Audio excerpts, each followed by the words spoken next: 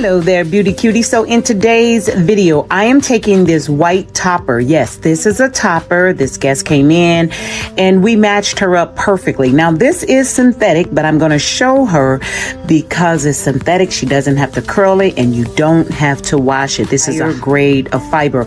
I'm also teaching her when you wear it, please do not allow any of the fibers to get caught in the combs. That way you can keep your topper looking great for many years, because if you allow the hair to get kind of caught up in the combs, it's going to start looking really matted and just frizzy and just not pretty. Now I'm teaching her you have to pull each side left and right apart. You want it to be very taut.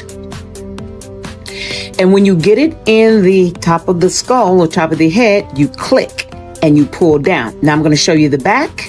You do the same thing. You push the hair down and you hold down, not too much that you cause pain. This should not hurt. It should sit on the top of your hair very comfortably.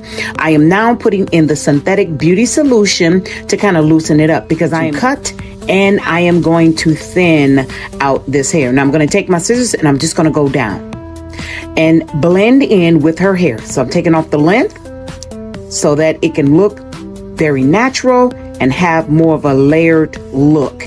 And already with me just doing that, you see how beautiful that it blends in.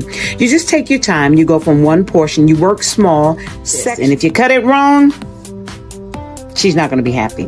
And you're going to have to replace it because she's already paid for it. So again, it's the same method, taking the scissors and moving in a layered cut. So I just continue to compete. It's almost like a repeat system on each side. Front, you repeat the same thing all the way around. Okay, don't be nervous, don't get scared. You just kind of gradually, it's called slither cutting. That's where you basically take the bulk, you take the excess out from the top to the middle, and then you release down at the bottom and you leave more hair down at the bottom. Okay, now what I'm doing is I'm thinning. Okay, and I'm making sure that I am cutting her topper. I am removing her hair so I do not thin her hair in with the topper. Make sense? Okay, moving forward. So again, those very bulky places, you're going to grab the thinning shears and you're going to go just in the ends. And now I'm going into the roots. Okay, and you see all of those fibers, the fiber hairs that come out. Again, you're going to go in there. Look how beautifully that's blending. And as long as you take the bulk out, it's going to blend perfect. As long as you got the perfect color, it's going to blend perfectly. So you just have to be consistent. Now I'm using the shears and I'm at the roots and I'm going right in to the roots so that everything blends perfectly. It's flawlessly blending in. So half of the battle is what? You got to have great tools that are sharp. You got to know when to use what when. So I'm using scissors and I'm using thinning shears. So if you see, I am using the thinning shears right at the root and I'm pulling the excess out.